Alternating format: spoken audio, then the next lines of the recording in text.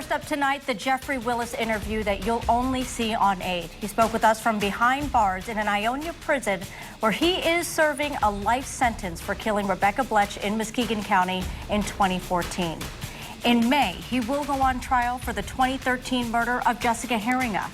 Investigators say that he's a monster, a possible serial killer. Tonight, he's talking to 24 Hour News 8's Heather Walker about Jessica Herringa and a new piece of evidence against him in the case. Yeah, this is an exclusive new bombshell in the Herringa case, a case that I've covered from the very beginning. Now I'm talking to the man charged with her murder in his first interview since being sent to prison. I don't know if my attorney wants me to tell you that or not, but... The interview took place over the phone because it was the only way that the prison would allow us to record the conversations. We talked 3 times over 3 days. He's remembering wrong. The exchange began because Willis reached out to 24 Hour News 8 claiming he's innocent and has been framed in both murder cases, saying he has proof. Are you a serial killer?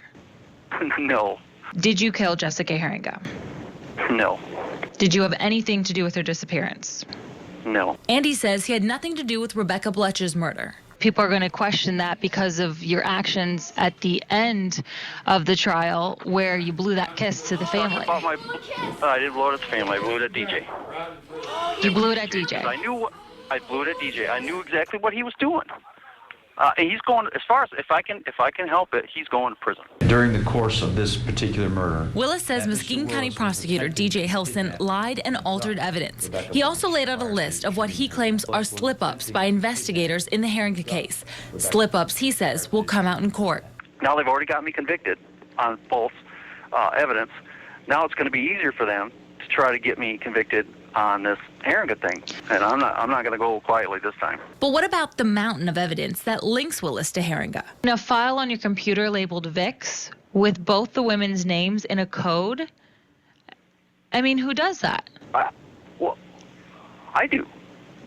I write stuff down all the time. I make lists all the time. It helps me remember stuff. And this particular Coded. file that you're talking about. But why be coded? Why not just have their names? I did. The file that you're talking about, I explained it in court. It was for the fact that the police had came to my house and were investigating. So I wanted to make sure that I had all that stuff lined up for them if they needed to come back. Why did you take a vacation day on the day that Herringa went missing?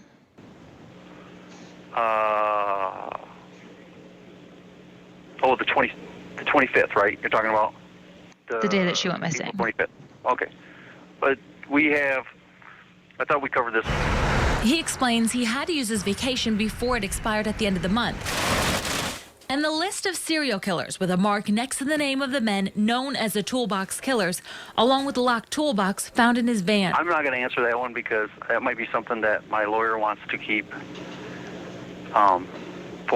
for trial. Then there's a saved phone bill from the night Herringa went missing and that crazy confession from his cousin, Kevin Bloom. Why did your cousin say that he helped you bury her body? I wish I had that with me. I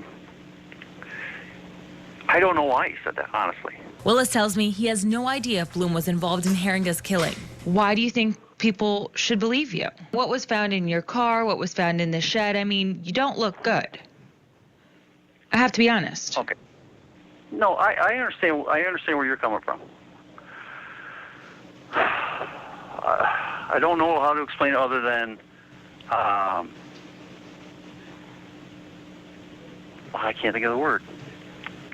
I don't want to say coincidence, but some of that stuff looks bad, but has innocuous explanation. One new piece of evidence that is yet to be made public until now was revealed to us by police, and it's hard to believe it's anything but innocuous. Did you change your passwords after Jessica Herringa went missing? I changed my passwords in 2015. Investigators tell me he changed multiple passwords from his bank to his email, about a half a dozen in total. You changed it to JLH 42713? I don't know. That's probably it. But I don't want to talk about that right now. That's one of those things that I would like to save. JLH, Jessica Lynn Herringa, 42713. the date of the day after she went missing. Willis tells me he plans to file a motion to dismiss the Haringa case. He's currently working on appealing the Bletch murder conviction. We also reached out to the Muskegon County prosecutor, DJ Helson, who says he is not going to dignify Willis with a response. Boy, Heather, he's argumentative, he's cocky, he Definitely doesn't confident. have his story straight at some Right. points, but why do you think it's important that we hear from him?